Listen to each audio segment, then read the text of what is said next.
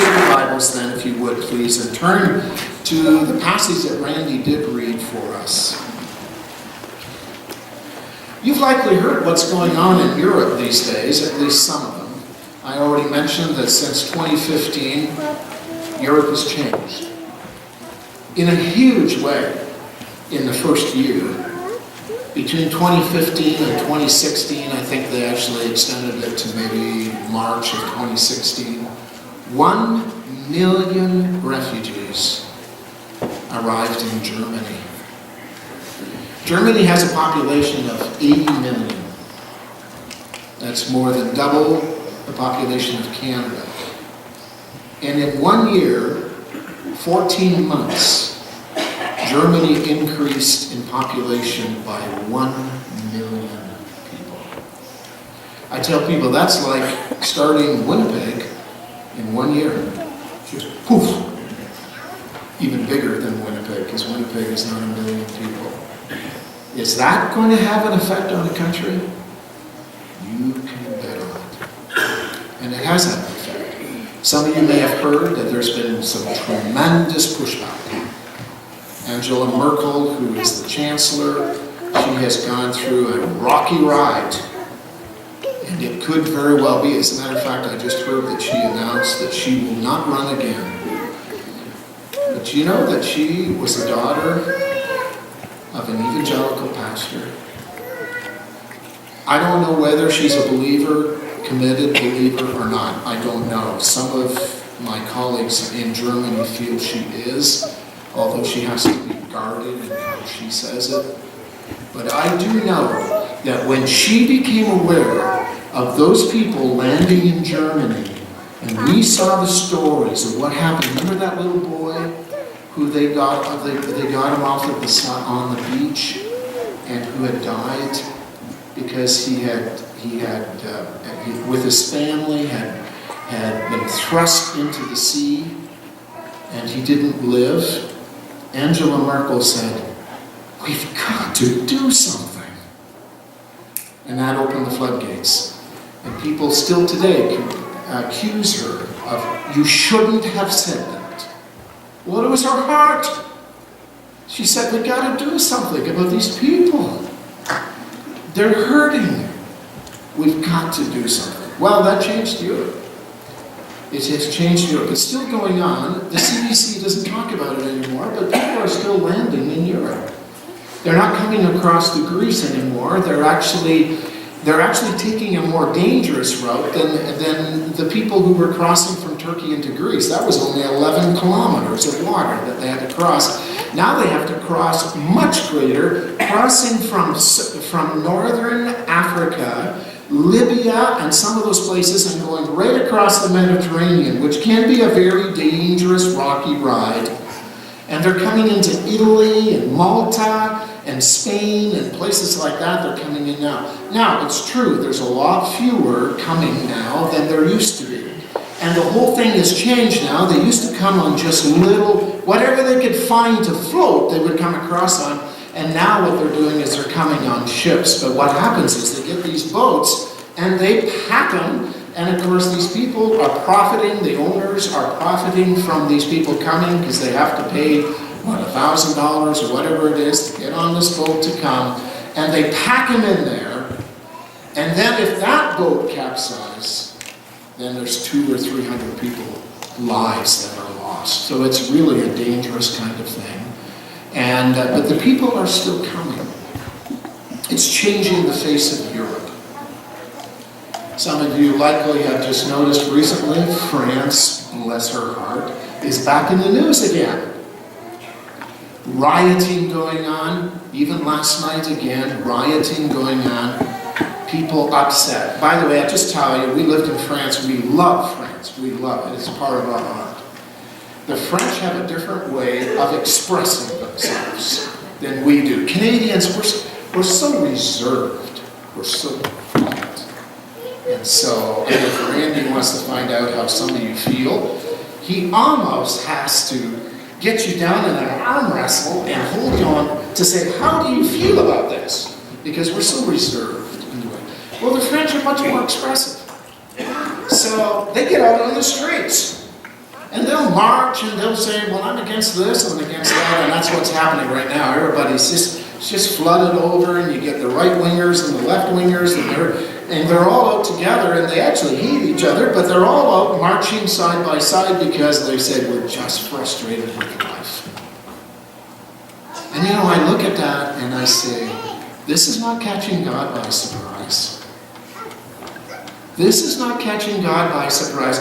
There have been people praying and praying and praying for years and years for Europe. Because Europe, at one point, was the place in which we look back on our heritage. That's where the gospel message was proclaimed around the world.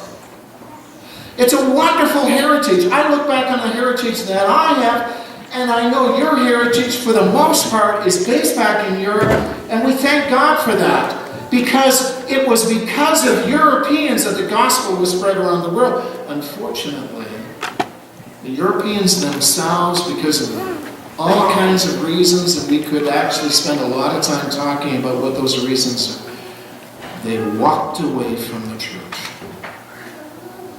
And they walked away from God.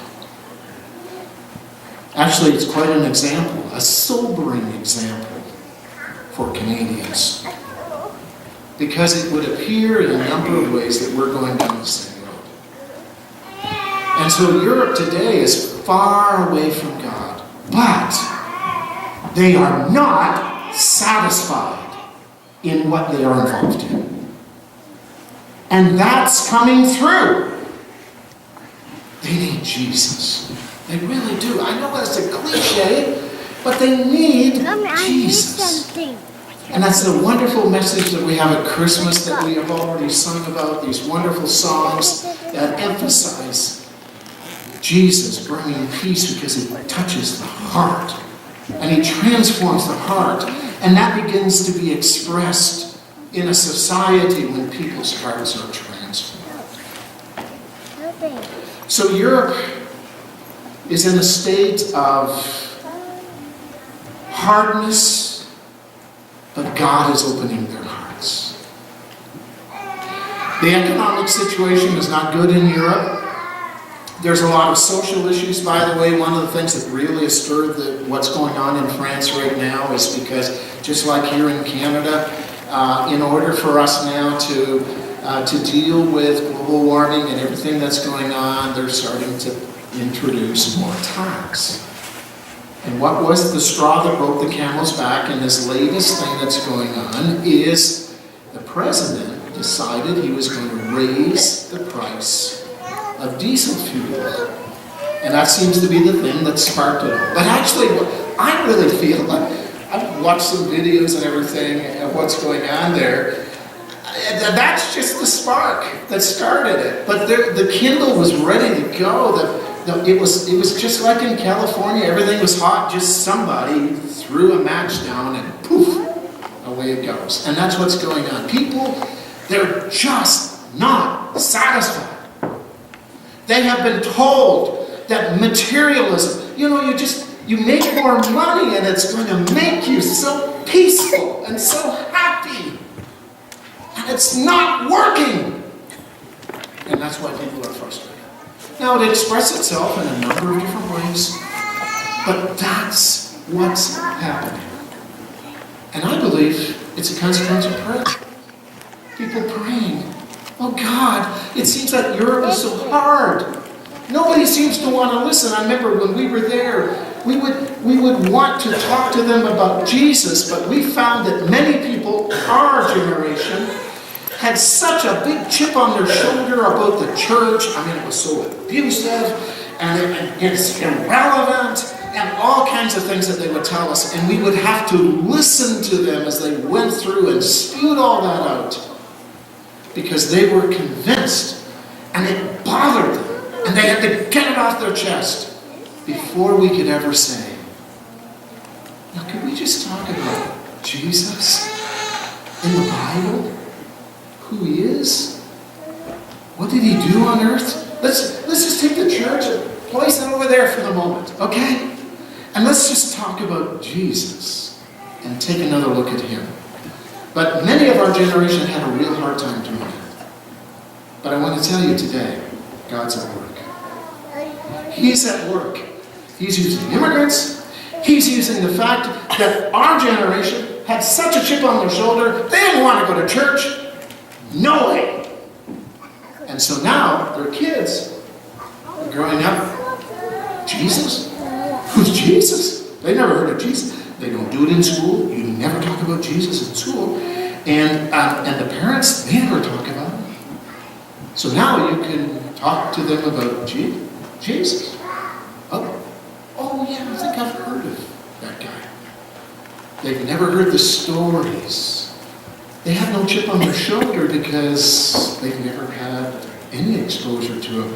And so that's why we say that Europe has moved from being post-Christian, which means you're reacting to Christianity, to a little bit more pre-Christian. It's almost like going to a tribe that have never heard about the Bible and Jesus. And I look at that and say, you know what? God's always at work.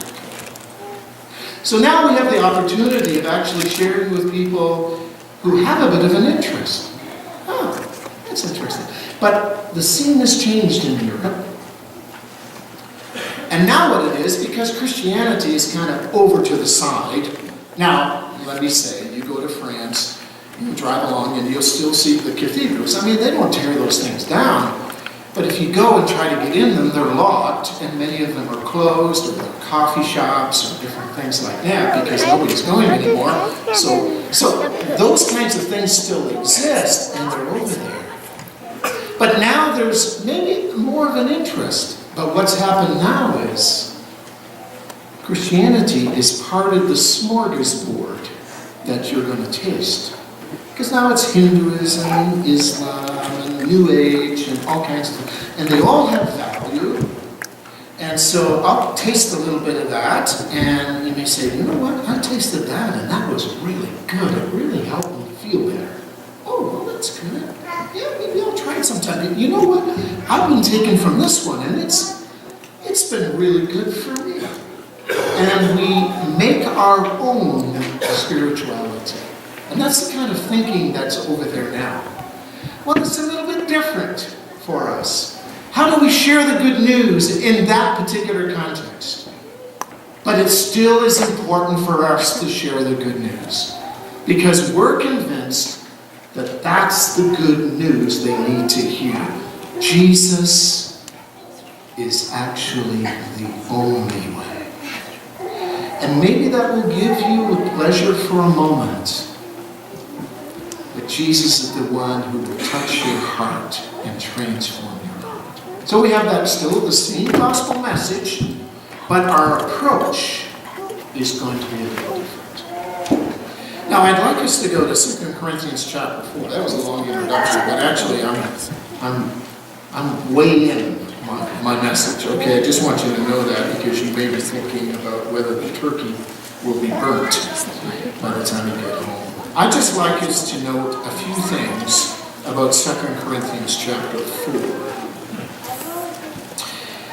Maybe just a little bit about the book.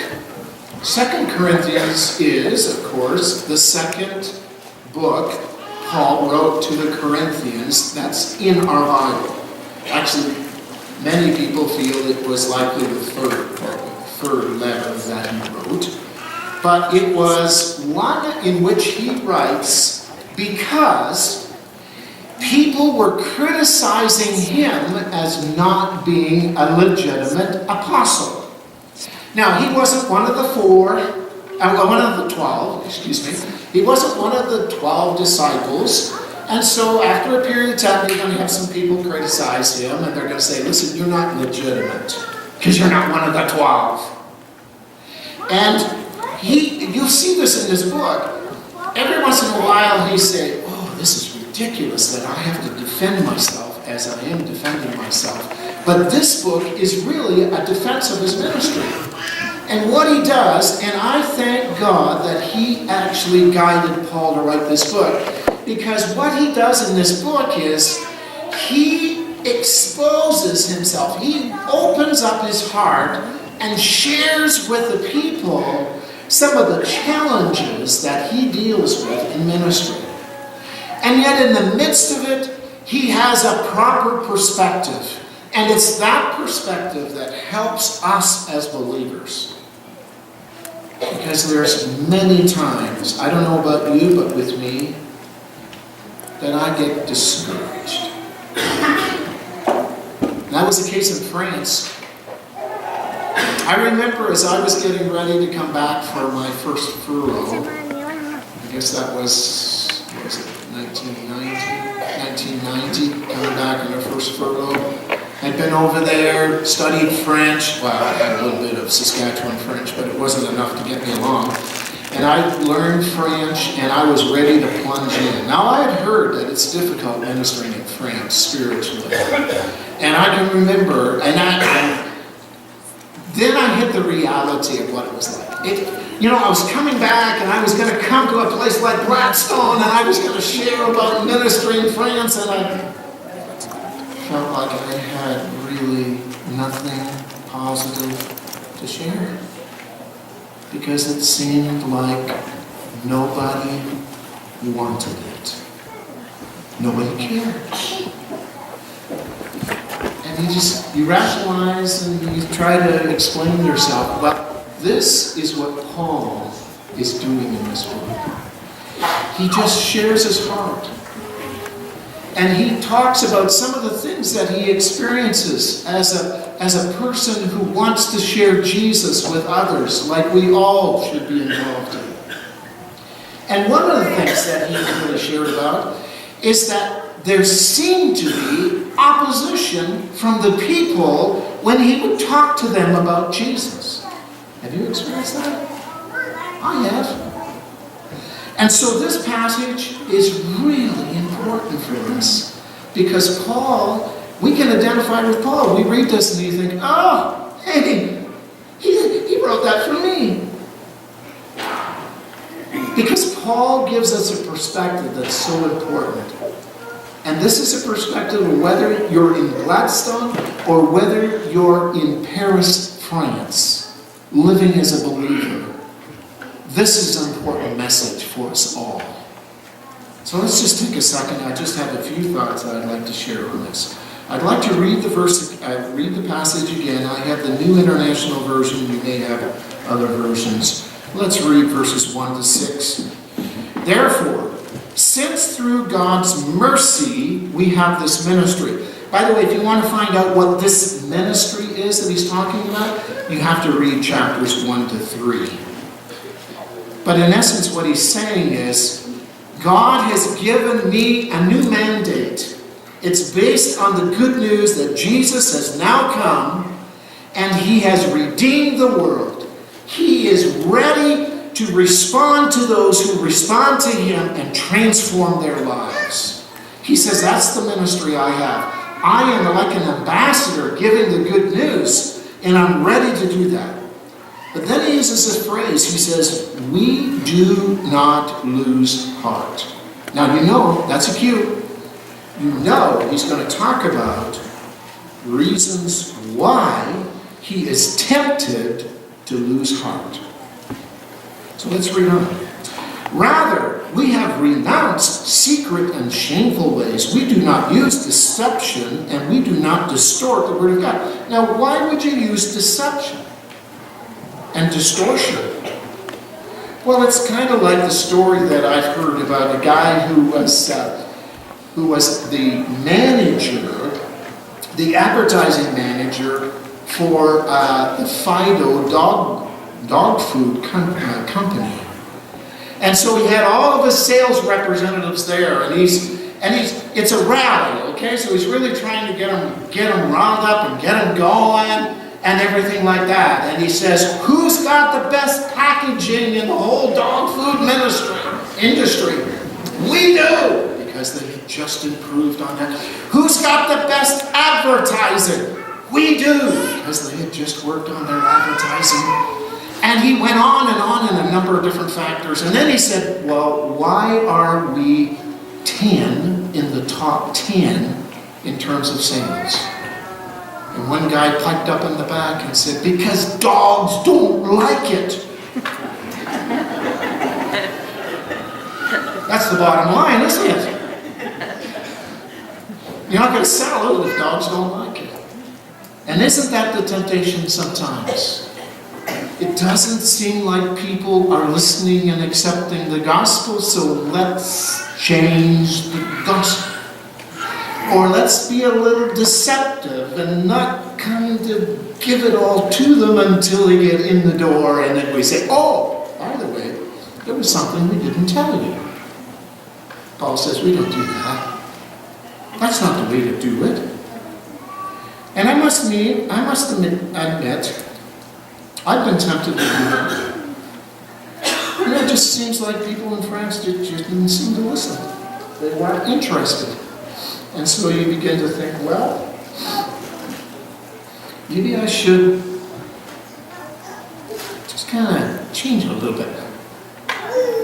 No, I'm not talking about changing your approach. I think you need to learn to change. Sometimes we need to adapt how we talk to people. But I don't think Paul is saying, no, we don't do that. So what's he say we do? Okay? On the contrary, by setting forth the truth plainly, we commend ourselves to every man's conscience in the sight of God. Do you know what he's saying? And it's so very true. He's saying, what is so important for us is to live out the truth in our lives. Has God changed your life? Does God mean something to you? Well, live and reflect God in your life so that when you tell them the good news of the gospel, it corresponds with the way you are living. And so, at least you're not deceiving them. You're not saying, hey, buy this. Well, do you ever use it? No, never use it in my life. They're not going to buy it. Does it make any difference in your life? And are you living it before you're giving it? And then he goes on to say, verse 3, this is really key. And even if our gospel is veiled, it is veiled to those who are perishing. The God of this world has blinded the minds of the unbeliever so that they cannot see the light of the gospel of the glory of Christ, who is the image of God. You know what? That can be a really discouraging 2 verses, but I find it really encouraging. Because you know what it's telling me? It's telling me that the issue that we're dealing with is that there is the enemy of our souls that's at work here. And he is veiling, he is blinding people to understand and appreciate the message. And it made me realize that those people in France of our generation, they've got such a chip on their shoulder, he's blinded them to the gospel. And in this day and age in which we're living, in France right now, it's a big smorgasbord, and the idea is one idea is as good as another, so just pick and choose and adapt it for your own use. That's another blinding that is working. He's convincing people in certain ways that they do not need to respond to the good news of Jesus Christ. He's at work. That's his role. That's what he wants to do. Oh boy, that's discouraging. Because I'm no greater than Satan, than the devil. And if we were just on our own, let's just pack it up and go home. Notice the next verse. Man, this helps the perspective. Well, he goes on to say in verse 5, for we do not preach ourselves, but who do we preach? Jesus Christ as Lord, and ourselves as your servants for Christ's sake, for Jesus' sake. And then he says this, for God who said, let light shine out of darkness, he has made his light shine in our hearts to give us the light of the knowledge of the glory of God in the face of Christ. And what I find that Paul is emphasizing here is, take heart. We don't lose heart. Because God's at work. And what he does is he turns on the light. He turns on the light. But he wants you to be servants of people for the sake of Jesus. And as you are servants in the sake of Jesus, trusting him, praying, trusting that as you engage people in people's lives, the light comes on. Because God turns on the light. And we are in step with what God is doing. And he turns, and people come and respond to him.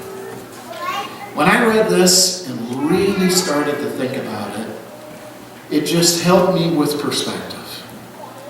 And I realized that some places God is doing amazing revival, wonderful things.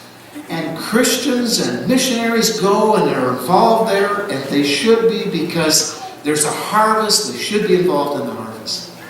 But I should not be comparing myself to them, because God called me to a part of the place where I had to work with a soil that seemed hard, but trusting that God, as I got involved in people's lives and I was faithful sharing the good news of Jesus with them, that God would turn on lights. And then what happens is, from time to time, God will bring a mighty change in a group of people.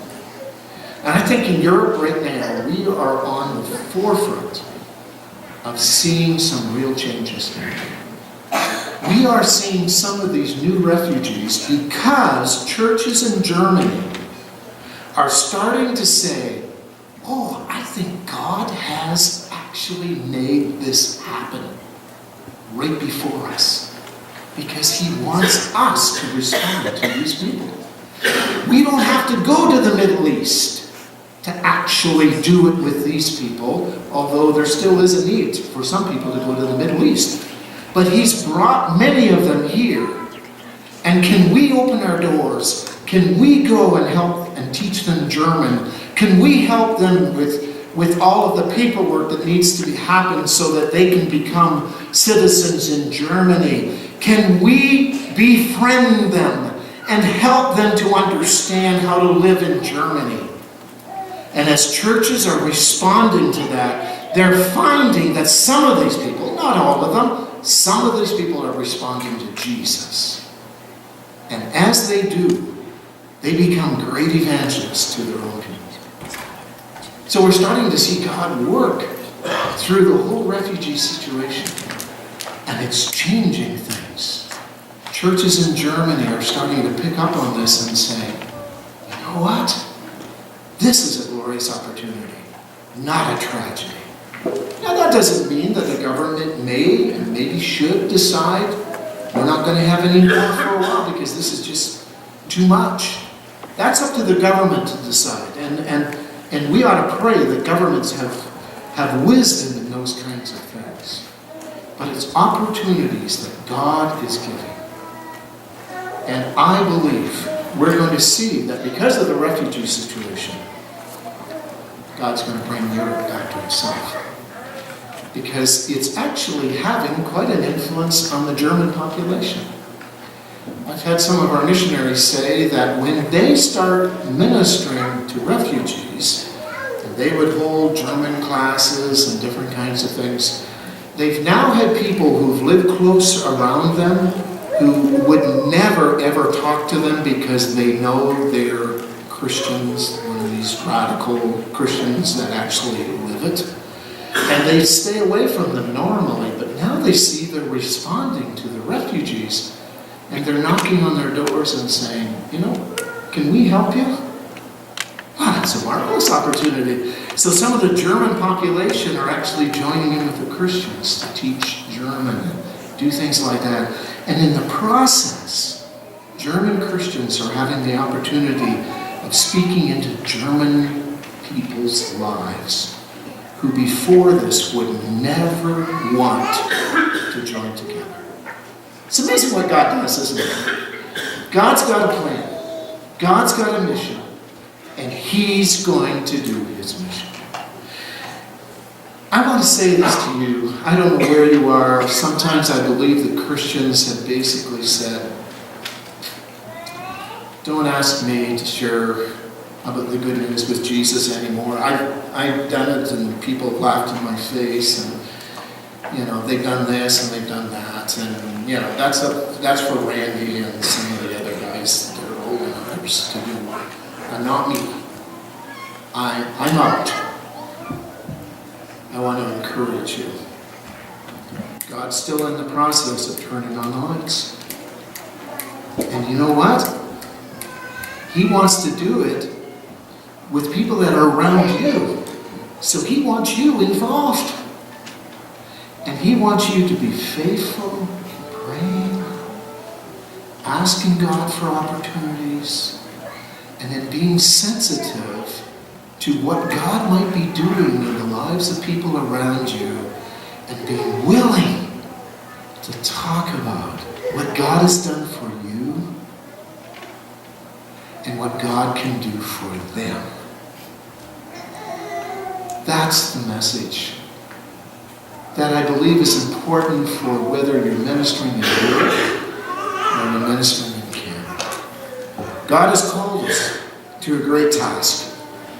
He's given us a great ministry, but it's based on what he's already done in our lives. And Randy explained it well up here. What God has done for us. We were doomed, and he changed our lives. And we have the opportunity and the obligation to share that with others as well. Thank you so much for the opportunity. I know I'd like to go a little bit beyond here, but you people are so encouraging, you just get a guy fired up here. I just thank you so very much. If you'd like to talk to us about ministry in Europe, I'd be delighted to do it. But may the Lord bless you, and especially as we come into Christmas time, this is a time when people's hearts tend to be more open to the good news of Jesus. Because even in some of the stores, we hear the Christmas carols. And I have no doubt some kids are going to be asking their parents, what's that all about? I heard this. What's it all about? This is an opportunity to share the good news of Jesus with people around us. God bless you.